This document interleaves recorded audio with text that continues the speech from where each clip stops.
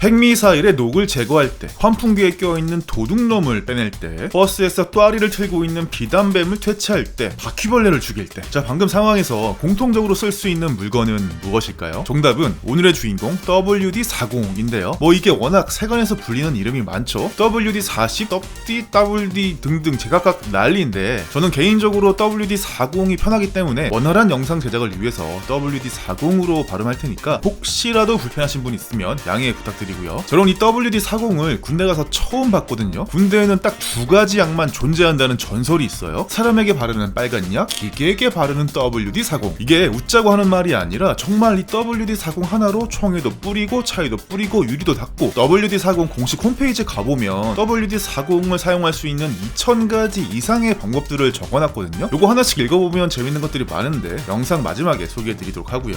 WD-40은 현재 전세계 179개국에서 매주 100만 캔 이상 판매되고, 미국에서는 5집 중 4집에서 사용 중인 그 누구도 범접할 수 없는 독보적인 브랜드 가치를 지니고 있는데요. 사용하는 용도가 워낙 다양하다 보니까 철물점, 자동차 수리점, 스포츠용품점, 마트, 약국 등 WD-40에 따르면 62개의 채널로 판매가 되고 있다고 하는데, 그런데 이런 용도들은 나중에 소비자들이 스스로 알아낸 방법들이고요. 그 애초의 목적은 오직 단 하나였어요. 그게 뭐냐면 다소 의외라고 생각되겠지만 바로 제습. WD-40을 단순한 윤활유라고 생각하고 있던 사람들에게는 이게 물 먹는 하마랑 같은 용도라고? 띠용? 하는 이야기일 텐데, 자, 그럼 WD-40이 어떻게 탄생하게 됐는지 알아봐야겠죠. 1953년 샌디에이고에서 사장 포함 전 직원 3명의 로켓 케미컬사라는 회사가 설립되는데요. 이게 바로 현재의 WD-40의 전신이에요. 그런데 샌디에이고가 바닷가 동네여서 해군 기지가 유명하거든요. 그리고 근처 커니메사 지역엔 해병대 항공 기지도 있었는데, 바로 여기서 미국이 최초로 개발했던 ICBM 아틀라스 로켓을 만들고 있었어요. 그런데 이 아틀라스 로켓에 문제가 하나 있었는데, 엔진에 자꾸만 녹이 쓴다는 거였어요. 아주 사소한 정비 결함이 폭발로 직결되는 액체 로켓의 특성상 엔진 부품에 녹이 쓴다는 건 치명적인 결함이었던 거죠. 때문에 로켓의 개발사였던 컨베이어사는 로켓 케미컬사에게 녹이 쓸지 않는 물질을 개발해달라고 의뢰를 했고, 회사의 설립자 중 한 사람이었던 노먼 라슨이 무려 40번의 실험 끝에 제습 기능이 탁월한 신물질을 개발하는 데 성공합니다. 그리고 이 물질을 만드는 공식에는 워터 디스플레이스먼트 포티스 포뮬러라는 이름이 붙어 있었는데, 이걸 줄여서 WD-40이라고 불렀다라는 이야기. 자, 요약해보자면요, 핵미사일 아틀라스 로켓에 녹이 쓰는 걸 방지하기 위해서 노먼 라슨이라는 사람이 WD-40을 개발해냈다가 되겠죠. 자, 그런데 이 주장에 반론을 제기하는 사람들도 있어요. 앞에 이야기가 다 맞는 말이긴 한데, WD-40을 개발한 사람은 노먼 라슨이 아니라 우연히 이름도 똑같고 성도 비슷한 노먼 로슨이라는 주장이에요. 노먼 로슨은 캘리포니아 공대를 졸업하고 샌디에이고 가시안 엘렉트릭사를 다니다가 에어테크라고 하는 사설 비행 학원을 차려서 운영을 했던 특이한 이력의 소유자예요. 그리고 2차 대전이 끝난 1950년대 초에는 샌디에이고 자연사 박물관 이사장 자리에 오르는 등 정말 다양한 방면으로 재능을 뽐내던 사람이었는데, 노먼의 가족 중에 해군 사령관과 친구 사이가 있었다고 해요. 그 둘이서 이런저런 이야기를 하던 중에 함정의 기어가 바다의 염분 때문에 부식이 되어서 골머리를 썩고 있다는 대화를 하게 됐는데, 이걸 전해들은 로슨이 차고 위에다가 임시로 실험실을 차려놓고 퇴근만 했다면 거기 처박혀서 부식을 막을 수 있는 물질 개발에 몰두했다고 하거든요. 결국 40번째 실험 끝에 기어 부식을 막을 수 있는 신물질 개발에 성공해냈고, 이 공식을 로켓 케미컬사에 $500에 팔았다는 게 이들의 주장이에요. 자, 그런데 이 두 번째 이야기를 밀고 있는 쪽에서는 노먼 라슨과 노먼 로슨이 헷갈리게 된 결정적 이유도 있다고 하는데요. 그건 바로 노먼 라슨이 WD-40의 스프레이형을 개발해서 최초로 일반 소비자에게도 판매한 장본인이기 때문이에요. 이전까지 WD-40은 기업을 상대로 하는 B2B 비즈니스만 하고 있었어요. 선박과 로켓 제습용으로 개발된 특수 화학물질을 가정에서 쓸 수 있을 거라고는 그 누구도 생각하지 못하고 있었죠. 그런데 아틀라스 로켓 개발이 한창이던 어느 날, 노먼 라슨이 어떤 특이한 장면을 목격하게 돼요. 컨베이어사 직원들이 WD-40을 몰래 집에 훔쳐가는 거였죠. 이게 원래는 제습제로 개발된 거였지만 쓰다 보니까 녹슨 볼트도 풀어지고 문의 경첩이 삐걱거리는데도 직방이고 의도치 않았지만 여러가지 용도로 사용이 가능했던 거예요. 이걸 본 노먼 라슨은